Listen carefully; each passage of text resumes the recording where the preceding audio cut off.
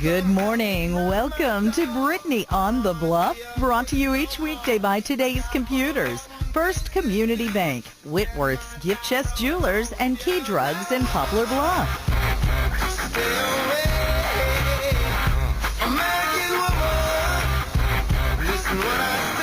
And thank you so much for joining us this morning. We've got a guest, but he's not going to be able to stick around long.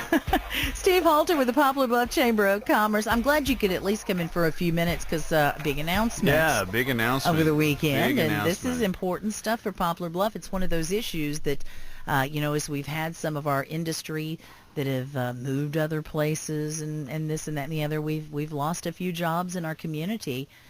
This is going to kind of help make up for a lot of that, isn't it? Definitely. So tell us about it, Steve. Well, first of all, thanks for having me, and Merry Christmas to everybody. Merry Christmas. It's usually I come on Thursday, and as you and I figured out that this Thursday we're probably going to be doing other things. I plan on it.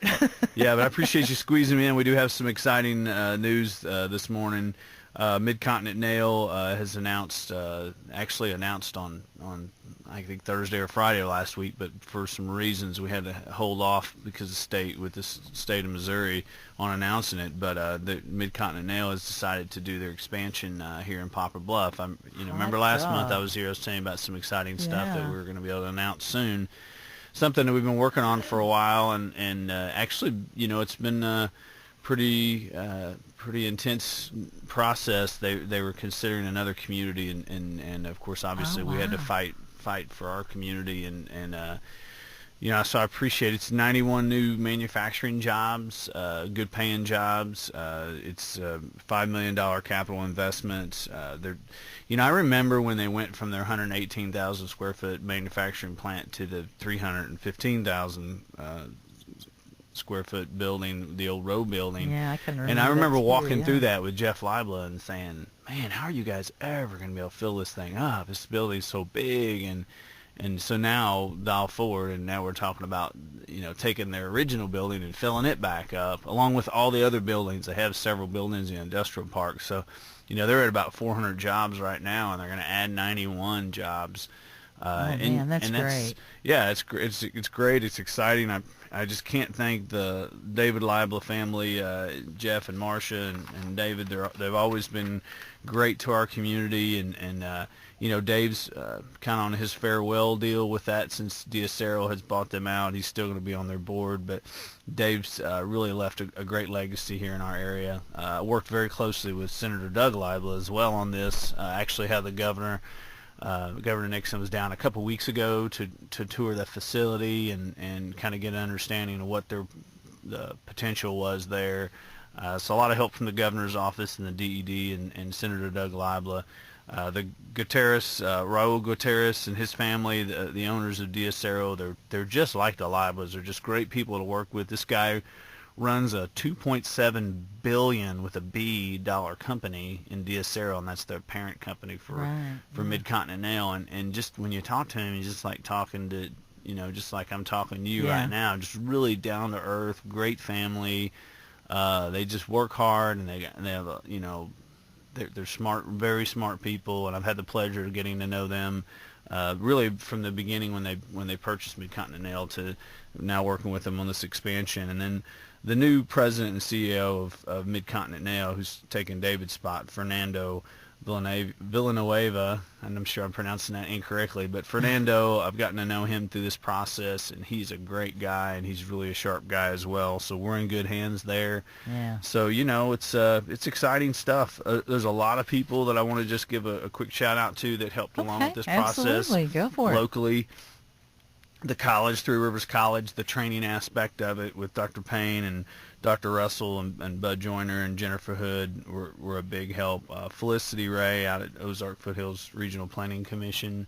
We're still working with some potential infrastructure improvements as a result of these new jobs. We've got some big things that we may be able to work out there. I can't really say exactly what, but some things that everyone will really like in the industrial park if we can make it happen. So a lot of people currently working on that, and Felicity's kind of spearheading that as always. She does such a great job down there. Our city manager, Heath Kaplan, I know he's taken some taking his hits here lately, but he did a great job working with me on that, and I really appreciate his willingness to work with me on that project, and his willingness to kind of bend and give a little bit. So shout out to Heath on that. The Butler County Commissioners, and we're all still working, the three groups are still working together with Felicity's group on some of these infrastructure improvements I mentioned that we're going to be able to utilize these jobs. Because the way it works is the state, and that's why I kind of mentioned the delay on the announcement. The state gives you through a thing called CDBG, Community Development Block Grants. They give you a certain amount of dollar amount for all new jobs added to work on public infrastructure, and we've got some projects in the industrial park we're looking at. It could be some big dollar deal, and it could really help and assist the folks that work in the industrial park, not just Mid-Continental, but all of the manufacturers out there.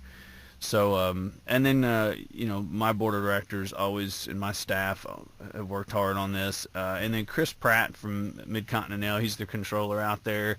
He and I have been very close, working very closely on this. And I'm sure I've worn him out, and I'm sure he's worn me out. But we've had a good time in this process, and me getting to know him, and he's done a great job with it. So, it's exciting stuff. I wanted to make sure and come by. I know we talked about it last month. It's hard for me a lot of times when we have some of these things going on to sit on this information, but it's also, it only takes one or two of these where you think we got it done, a done deal, and then it goes south, to realize that you just don't say anything about it for a lot of reasons, but mainly because you just never know how they're going to go. And this one worked out for us. That's understandable. You mentioned some of our losses in the industrial park, but even before this, just to let everyone know the local state of economy, if you haven't figured it out, I mean, we're going to be up over 5% in sales dollars generated this year, which is phenomenal. We're looking at projecting like over 8% next year. Our unemployment's the lowest that I could ever remember at 4.8%, which is virtually, 4.8 is like almost at no unemployment, basically, because there's so many people that for whatever reason don't want to work or whatever. So and if you just look around, so many exciting things happening. They're working on the new Marshall's building out there in Valley Plaza. I had a chance to walk through the Walmart neighborhood market last week that opens January 7th. That really looks good. It'll be a great addition to our community. I heard Oak Grove Road is all open now. I know there's still some interchange stuff there where it comes into 67, but from my understanding, you can get through that way now. There's just there's a lot of exciting stuff going on. I've read here lately that you hear some of these people that always try to push the negative, and I just always keep trying to beat them down. Yeah. And I heard something about I don't understand the point of it. To be honest, the 8 points deal wasn't a good deal, and we're only getting 15% of this or that or whatever. 15. I've been telling people, 15% of something is better than 100% of nothing. True. Now, if anyone that's listening, if you let that sink in, 15% that the city's getting of something is better than 100% of nothing. In other words, we weren't getting anything out in that area. So now we're getting, and as you can see, Menards and some of these other things open, our sales dollars are coming around. Our sales dollars are increasing. We're projecting an increase even more. So the way I look at it, it's a good thing. And I know not just 8 points too, but some of the great things that Jim Bailey's doing in Mansion Mall and Valley Plaza. So just real quick, we've got the January 24th annual banquet coming up, which is next month. It's just almost a month away. So invite everybody out to that. You can call up the chamber and get signed up for it. We've got some exciting entertainment this year. Tori Travers is going to come sing a little bit. She's going to sing some. She's picked out some songs that kind of go along with our theme, which is Once Upon a Time. So it's kind of I'll have fun. Cinderella fairy tale type thing. So she's going to sing some, but she's not going to sing Frozen song because I think everybody's overdone that. But we're excited to have her come out and do that. I think I'm going to scream if I hear that one again. Yeah, we've already chosen our volunteer of the year, which will be presented at that banquet. We're not telling anybody. And then here in the next week or so, I've got a group of past Citizens of the Year's award winners, and I'll read these are the people who are helping us make the decision for this year's Citizen of the Year. So our past award winners that are serving as our selection committee are Jim Bailey, Danny Whiteley, Rob Callahan, Brent Davis, and John Stannard. Of great group of guys, and if they can't pick a winner, then we got a problem. So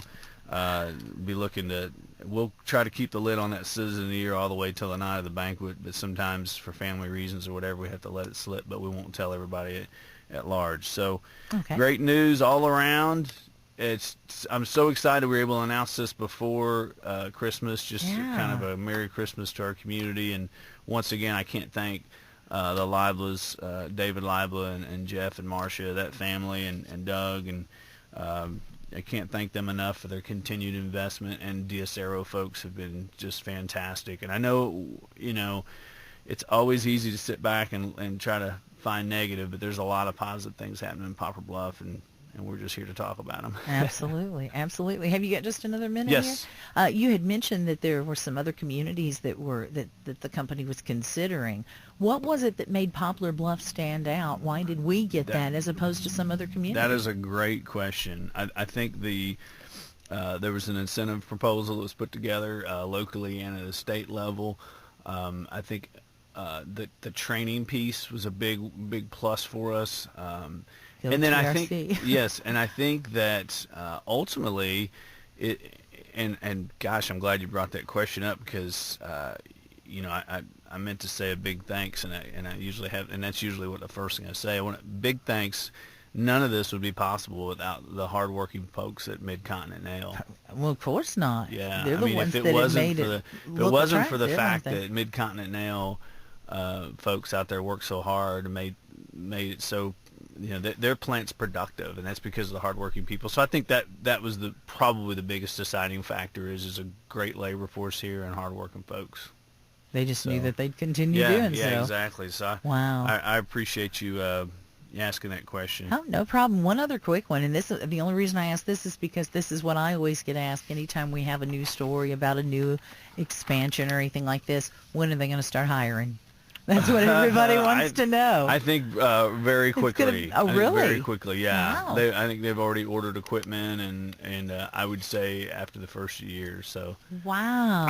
Let me just say, and I've said this before, fantastic. if you need a job in Poplar Bluff, there are jobs, and I hope that people that listen to this outside of Poplar Bluff, if you're sitting in your community 30 miles, 45 miles away, I don't know how far your reach is, but I'm telling you, if you need work, come to Poplar Bluff. Move to Poplar Bluff. I met with all the plant managers in the industrial park last week. Took them out for lunch for a holiday luncheon, and that was the concerns they're having.